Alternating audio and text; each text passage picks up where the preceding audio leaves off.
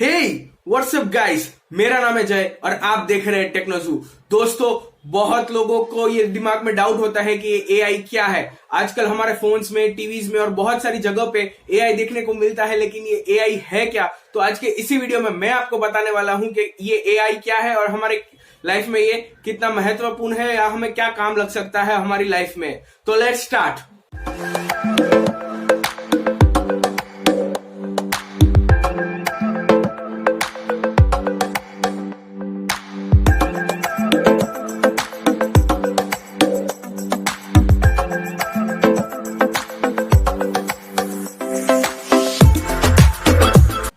तो दोस्तों, एआई का मतलब होता है आर्टिफिशियल इंटेलिजेंस, यानी एक इंसान की तरह एक मशीन को सोचने पर मजबूर करना या उसे इंसान की तरह सोचने जैसा करना। यानी कि जब हम कंप्यूटर या टीवी या मोबाइल को इंसान की तरह सोचने पे ला सकते हैं, उसे हम कह सकते हैं एआई।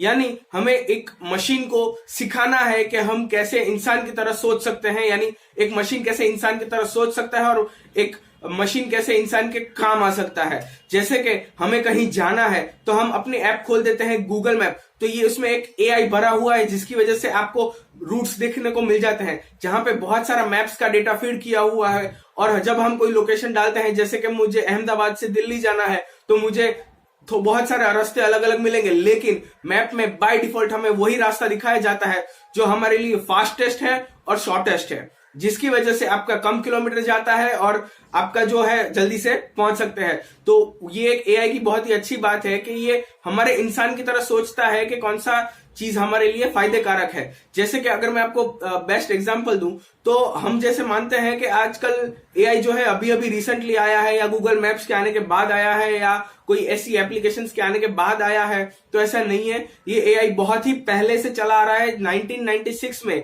जो हमारे गैरी कैस्पाव है, जो एक बहुत ही बड़े चेस के ग्रैंड मास्टर माने जाते हैं वर्ल्ड में, जिनका फर्स्ट नंबर आता है और जिसे कोई नहीं हरा सकता।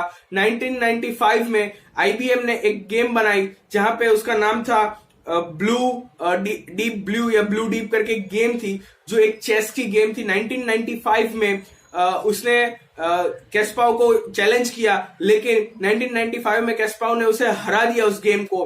तो आईबीएम ने और मेहनत की, एक साल बाद उसने बाउंस बैक किया विद मोर एनहांसमेंट, बहुत सारी एआई डाल के। उसके बाद जब कैस्पाव के साथ एक गेम हुई, तो पहले ये गेम हारी और उसने उस हारती हुई गेम में कैस्पाव के सारे जो मूव्स है वो रिकॉर्ड किए। उसने उसको अंडरस्टैंड किया कि कैस्पाव का दिमाग किस तरीके से चलता है। और उसके बाद जब कैस्पाव ने उससे दूसरी गेम खेली, तीसरी गेम खेली, तो वो हारते चले गए इस डीप ब्लू गेम के सामने। तो डेफिनेटली 1996 में ये इंसिडेंट हुआ, जहां पे कैस्पाव, जो एक बहुत ही बड़े ग्रैंड मास्टर माने जाते हैं चेस के, जिन्हें कोई नहीं हरा सकता, उन्हें एक डीप ब्लू नाम की जो गेम है उसने हरा दिया। तो ये एक एआई की शुरुआत बहुत ही पहले से ही है, जिसमें आईबीएम और बहुत सारी ऐसी बड़ी बड़ी कंपनियां इस चीजों पर वर्क कर रही है। अगर आप डेली लाइफ में भी देखें तो आपकी बहुत सारी एप्स और बहुत सारी चीजें ऐसी है जो बिल्कुल एआई पर चलती है। जैसे मैंने आपको वीडियो के स्टार्टिंग में ही बताया कि जो गूगल मैप है वो एक एआई का बहुत ही बेहतरीन एग्जांपल है, जहां पे वो आपके लिए बेस्ट ही ऑप्टिमल चीजें सिलेक्ट करके आपको दे रहा है। तो ये एक बहुत ही बड़ी बात है। और कोई भी जब आप गेम खेलते हैं तो वो सारी की सारी एआई से भरी होती है। जैसे कि अगर आप 1996 या 90s की बात कर ले, तो तभी भी काउंटर स्ट्राइक जैसी गेम्स थी, वहां पे भी आपको एआई देखने को मिल जाता था। क्यों के लिए? जब कंप्यूटर आपको ग्राफिक्स रेंडर करके देता है, जब आपको डेटा लाके या कुछ प्रोसेस करके देता है, तो उसे ह्यूमन की तरह सोचना होता है। जैसे कि अगर आप किसी गेम में आगे बढ़ रहे हैं, तो कंप्यूटर उसको प्रोसेस करेगा कि अगर रियल में भी इंसान आगे बढ़ रहा है तो उसको कैसा व्यू मिलेगा, उसको मैप्स कैसे दिखने चाहिए, उसको जो आप गेम खेल रहे हो उसका यूआई कैसा दिखना चाहिए, अगर इंसान गन चेंज करता है तो उसका यूआई कैसा होता है। तो डेफिनेटली जो हम कोई भी गेम खेलते हैं उसमें एआई भरा होता है। यानी कि अगर आप कोई भी एप्लीकेशन यूज करते हैं और वो अच्छी तरह से आपको प्रोसेस करके आपके हिसाब से डेटा दे रहा है, उसमें भरी हुई है एआई। और आजकल इस एआई को बहुत ही एनहांस किया जा रहा है ताकि आपको डिवाइस की जो परफॉर्मेंस है वो भी बेहतरीन मिले। जैसे कि अगर आप कोई अच्छे अच्छे प्रोसेसर्स की बात करें तो उसमें आपको ऐसा स्पेसिफिकली एक एआई इंजन मिल जाता है, जहां पर एआई का जो टास्क है वो सारे स्पेसिफिकली एक जगह पर प्रोसेस होते हैं, जिसकी वजह से आपको बेटर परफॉर्मेंस देखने को मिल जाती है डिवाइस में। अब बहुत सारी अपडेट्स जो ऐसी आ रही है जिसमें आपको एआई देखने को मिलेगा, और ये एआई किस जगहों पर होगा मैं आपको बताता हूं। जैसे कि आपकी बैटरी है, अगर आप देखेंगे तो जिस फोन में एआई एनेबल्ड होगा उसमें आपको शुरुआत के टाइम पे आपको बहुत ही कम बैटरी बैकअप देखने को मिलेगा, लेकिन जैसे ही टाइम बीतता जाएगा आपको बैटरी बैकअप और अच्छा मिलता जाएगा। क्यों? क्योंकि आप जो एप्स यूज कर रहे हो, आप जो चीजें यूज कर रहे हो उसको वो स्टडी करता है। उसके बाद आपकी जो बैकएंड में जो बेकार की एप्स है जो आप कभी यूज नहीं करते उसे क्लोज कर देता है। फिर आप शायद देखोगे कि जो फाइल्स गो जो है अपना गूगल का, उसमें भी आपको नोटिफिकेशन आती रहेगी कि ये यूजलेस चीजें पड़ी है, ये कैश मेमोरी में ये पड़ा है। ये सारी चीजें मुमकिन है एआई की वजह से। आपको शायद उसमें दिखा भी रहा होगा कि ये ऐप आप कभी यूज नहीं करते, आप इसे हटा दो अपनी सिस्टम से तो आपकी सिस्टम में स्पेस हो जाएगी। क्यों? क्योंकि वो आपकी चीजें स्टडी कर रहा है कि आप कौन सी ऐप यूज कर रहे हो और कौन सी ऐप नहीं यूज कर रहे। तो इसकी वजह से उसे पता चल जाता है कि आपको कौन सी ऐप रिमूव करनी चाहिए और कौन सी रखनी चाहिए, और इसी हिसाब से वो अपनी जो सारी परफॉर्मेंस है वो मेजर करता रहता है, चेंज करता रहता है, और जिसकी वजह से आपको बैटरी का जो परफॉर्मेंस है वो ज्यादा देखने को मिल जाता है, बैटरी बैकअप ज्यादा देखने को मिल जाता है। क्यों? क्योंकि ऐसी बेकार की जो एप्स पीछे से रैम खाती है, पीछे से बैटरी कंज्यूम करती है, उसे वो अपने आप हटा देता है क्योंकि आप उसे यूज ही नहीं कर रहे हैं। और यही एक बहुत बड़ी बात है एआई की जो हमें फोन्स में देखने को मिल जाती है। और जब आसूस का जो ज़ेनफोन 5G आया था उसमें एक और चीज उन्होंने एआई से ऐड की थी। वैसे तो आसूस का ज़ेनफोन 5G में बहुत सारे एआई फीचर्स है, जिसमें से एक मेरे को अच्छा लगा। बहुत बार ऐसा होता है कि हम रात को देरी से आते हैं थक कर और हमें सुबह को जल्दी निकल जाना है, लेकिन हम क्या करते हैं पूरी रात अपना जो फोन है वो इसे चार्जिंग में लगा देते हैं, जिसकी वजह से हमारी बैटरी डैमेज हो जाती है।